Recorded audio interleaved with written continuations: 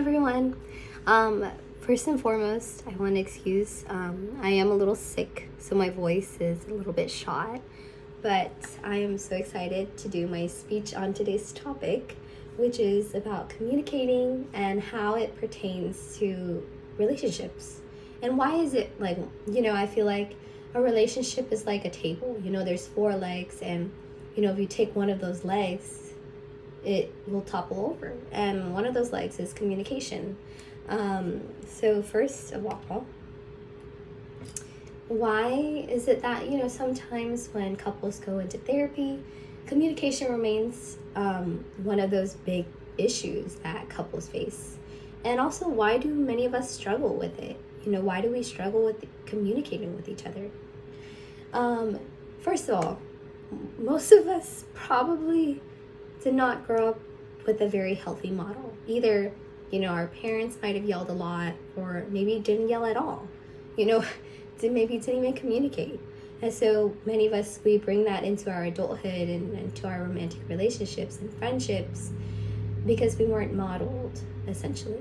Our early life experiences with our caregivers and those around us often is the precedence to how we will interact moving forward.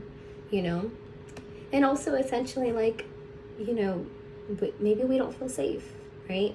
So how do we feel safe enough to communicate and also give other people the safe space? So according to the Safe Spaces by Bailey, from the Bailey app, having emotional security in your relationship is really important, because when people feel safe, they feel like, I can tell you this, I can be authentic, I don't have to sweep it under the rug, and I will trust that you will hear me, right?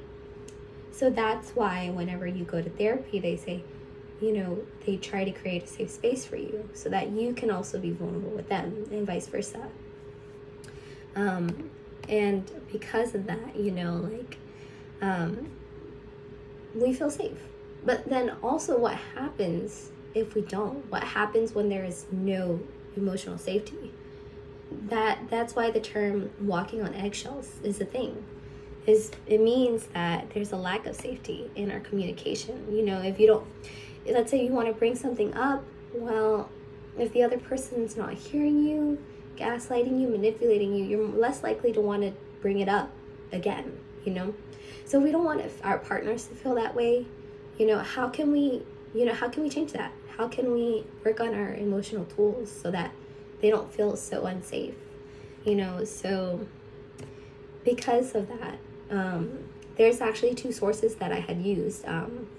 It's with the, first, Dinero and Golden KJ and Quick KF. They had wrote about how communication is the heart of a relationship. It's kind of like the foundation, right? And also, in general, Psych Central talks about how can we create, there's different methods, whether it's therapy, learning to pause before we say something or react, learning to really understand each other rather than trying to be understood. That's definitely one of the hardest parts, is to not really react out of our defensiveness. But we're human, we're all human sometimes. We all get defensive, but not letting that be the kind of go-to, And, also learning to sit with oneself. One of the most important relationships that you'll ever have in your life is with yourself. If you can sit with yourself and sit with your own fears and insecurities, and also understand yourself, you can bring more to the table moving forward.